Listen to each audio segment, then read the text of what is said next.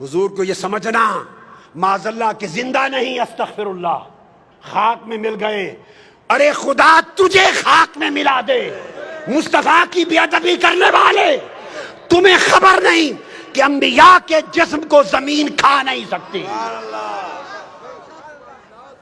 شہداء کے جسموں کو نہیں کھاتی، اولیاء کے جسموں کو نہیں کھاتی۔ تم انبیاء کی بات کرتے ہو اور پھر سید الانبیاء کی بات کرتے ہو۔ حدیث پاک میں ہے، امام احمد بن حنبل نے روایت کیا، امام حاکم طبرانی نے، حاکم نے کہا ذا حدیث صحیح الاسناد، کہ حضرت ابو ایوب انصاری رضی اللہ عنہ آقا علیہ السلام کی قبر مبارک پر گرے پڑے ہیں، قبر مبارک پر لپٹے رو رہے ہیں۔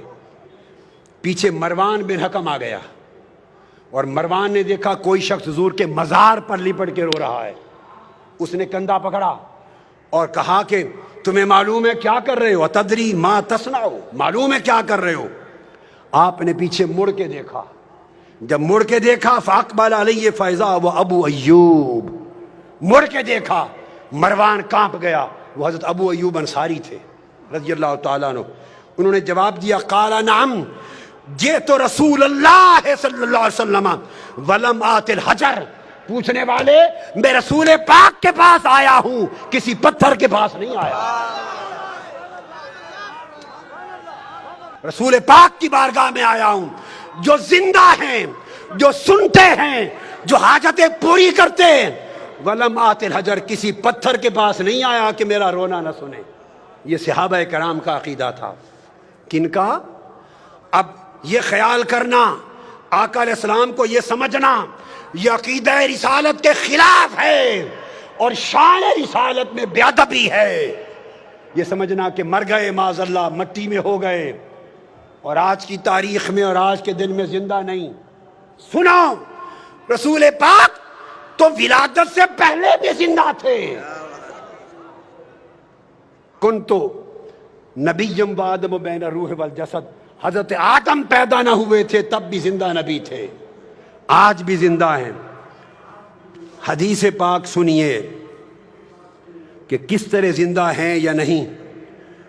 ابو داؤد سیاستہ کی حدیث اور حدیث صحیح، حدیث نمبر 1047، سنن ابی داؤد، پھر سنن نسائی سن لیں، پھر ابن ماجہ، پھر مسند احمد بن حنبل، پھر صحیح ابن حبان، پھر مستدرک حاکم، کل کتب حدیث مختلف طرق سے حدیث صحیح لاتے ہیں اور اس کی توثیق ابن تیمیہ کے شاگرد علامہ ابن القیم کرتے ہیں۔ ابن القیم جلاء الافہام میں اوس بن اوس حدیث کے راوی ہیں۔ آقا علیہ السلام نے فرمایا لوگو اکثروا علی من الصلاۃ فی یوم الجمعہ، لوگو جمعہ کے دن مجھ پر بڑی کثرت سے درود و سلام پڑھا کرو۔ فإن صلاتکم معروضۃ علی، تمہارا درود و سلام میرے اوپر پیش کیا جاتا ہے۔ اگر معاذ اللہ مر کے مٹی ہو گئے ہوں تو پیش کس پر کیا جاتا ہے؟ جو مر کے مٹی ہو جائے اس پر درود و سلام پیش کیا جا سکتا ہے؟ آقا نے فرمایا پیش کیا جاتا ہے۔ سنیے آگے، قالوا یا رسول اللہ وکیف تعرض علیک صلاتنا وقد ارمت، جب آپ کا وصال ہو جائے گا، وفات پا جائیں گے اور آپ قبر انور میں ہوں گے تو اس وقت بھی ہمارا درود و سلام پیش کیا جائے گا؟ آقا علیہ السلام کا جواب سنیے اور عقیدے اپنے نفس کی شرارت اور جہالت کے ساتھ من گھڑت نہ بنائیے، عقیدے وہ رکھیے جو تاجدار کائنات نے سکھائے۔ آقا نے فرمایا ان اللہ عز وجل حرم علی الارض ان تاکل اجساد الانبیاء، ہاں میری وفات کے بعد بھی تمہارے درود و سلام مجھ پر پیش ہوں گے، چونکہ اللہ نے زمین پر حرام کر دیا ہے کہ انبیاء کے جسموں کو کھائے۔ زمین انبیاء کے جسموں کو نہیں کھا سکتی۔ پھر اسی طرح یہ حدیث آگے آئیے، آقا علیہ الصلوۃ والسلام نے حدیث ابو الدرداء اور روایت ہے حضرت ابو الدرداء کی، جسے امام ابن ماجہ نے روایت کیا سند صحیح سے، حدیث نمبر 1637، اور علامہ ابن القیم علامہ ابن تیمیہ کے شاگرد نے پھر توثیق کی۔ وہ آقا علیہ السلام نے فرمایا ان احدا لا یصلی علی الا اوردت علی صلاتہ حتی یفرغ منہا، فرمایا لوگو قیامت تک کوئی مسلمان ایسا نہیں جو مجھ پر درود و سلام پڑھے اور اس کے فارغ ہونے سے پہلے مجھ پر پیش نہ ہو جائے۔ ابھی درود و سلام ختم نہیں کرتا کہ مجھے پیش ہوتا ہے۔ صحابی کہتے ہیں حضرت ابو الدرداء قلت وبعد الموت، یا رسول اللہ جب آپ وفات فرما جائیں گے اس کے بعد بھی؟ لوگ کہتے ہیں آج کی تاریخ میں زندہ نہیں، معاذ اللہ۔ میں تمہیں آج کی تاریخ بتاتا ہوں کیا ہے۔ پوچھا وفات کے بعد بھی؟ آقا نے فرمایا قال ان اللہ حرم علی الارض ان تاکل اجساد الانبیاء فنبی اللہ حی یرزق۔ فرمایا ہاں وفات کے بعد بھی اللہ کے نبی پر زمین پر حرام کر دیا ہے کہ اللہ کے نبی کے جسم کو کھائے۔ اللہ کا نبی قبر میں زندہ ہوتا ہے، اسے قیامت تک رزق دیا جاتا ہے۔ اور پھر آقا علیہ السلام نے فرمایا، حضرت حسن بن علی ابن ابی طالب روایت کرتے ہیں، امام ابو یعلا سند صحیح کے ساتھ راوی ہیں، آقا علیہ السلام نے فرمایا لوگو صلو علیہ وسلمو، مجھ پر کثرت سے درود بھی پڑھا کرو اور سلام بھی، فإن صلاتکم وسلامکم یبلغنی اینما کنتم۔ ایک تو تھا کہ فرشتے پہنچاتے ہیں، نہیں یہ دوسری بات فرمائی، فرشتے تو نوکری کرتے ہی ہیں پہنچانے کی، فرشتے اسی طرح پہنچاتے ہیں آقا کی بارگاہ میں درود و سلام جیسے ہمارے اعمال اللہ کی بارگاہ میں پہنچاتے ہیں۔ اگر آپ یہ سمجھے اگر حضور خود سنتے ہمارا درود و سلام تو فرشتے کیوں پہنچاتے؟ اگر ذہن میں یہ آئے تو میرا سوال ہے اگر خدا خود دیکھتا تو فرشتے نامہ اعمال خدا کو لکھ کر کیوں پہنچاتے؟ فرشتے صبح و شام ہمارا نامہ اعمال خدا کی بارگاہ میں پیش کرتے ہیں۔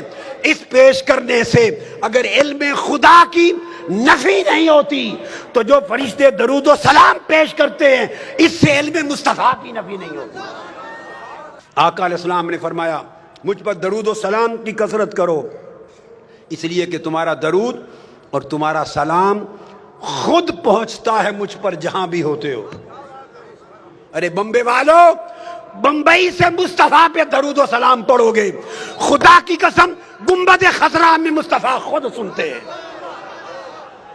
میں سند کے ساتھ کہہ رہا ہوں، سند کے ساتھ آقا خود سنتے ہیں۔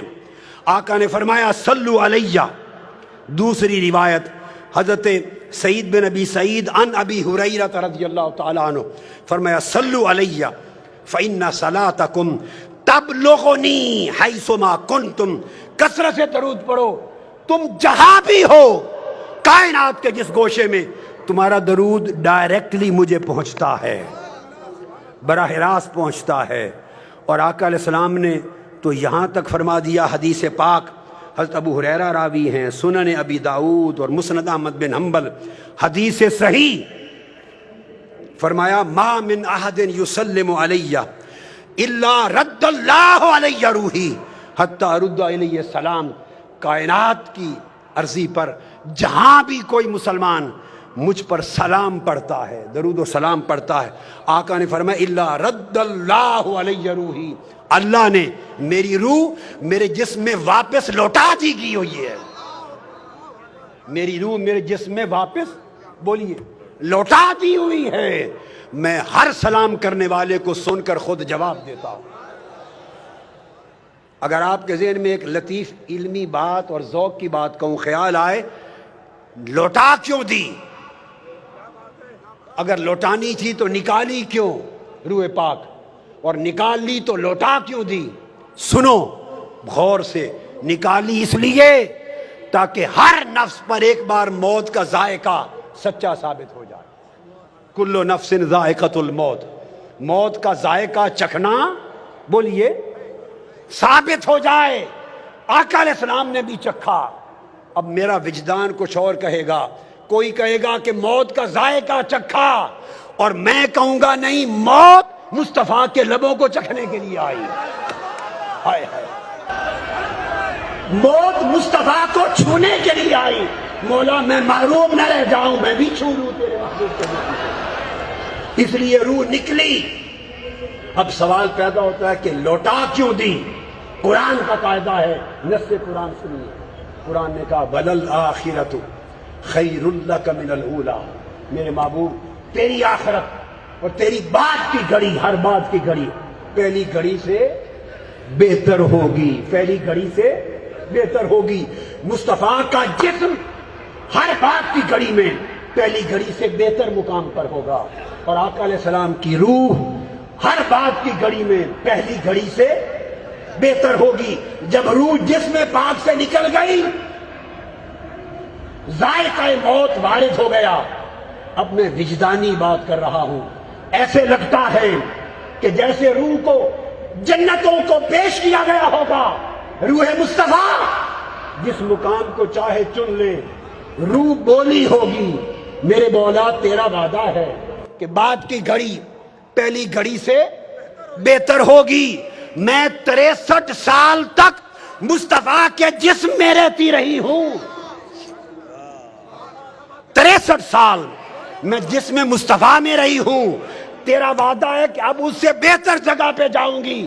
اگر تیری کائنات میں مصطفیٰ کے جسم سے بہتر کوئی جگہ ہے تو وہاں بھیج دے، اور اگر جسم مصطفیٰ سے بہتر کوئی جگہ نہیں تو واپس لوٹا دے۔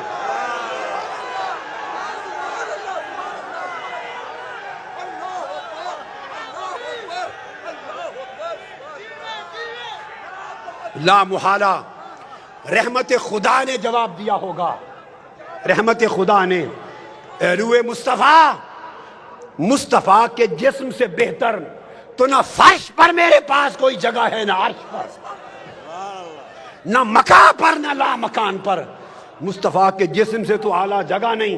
روح نے عرض کیا ہوگا باری تعالیٰ اگر جسم مصطفیٰ سے بہتر جگہ نہیں تو واپس لوٹا دے۔ حکم ہوا ہے روح مصطفیٰ پلٹ جا اور قیامت تک مصطفیٰ کے جسم میں رہے۔ اس لیے حضور جسمانی طور پہ بھی زندہ ہیں اور روحانی طور پر بھی زندہ ہیں۔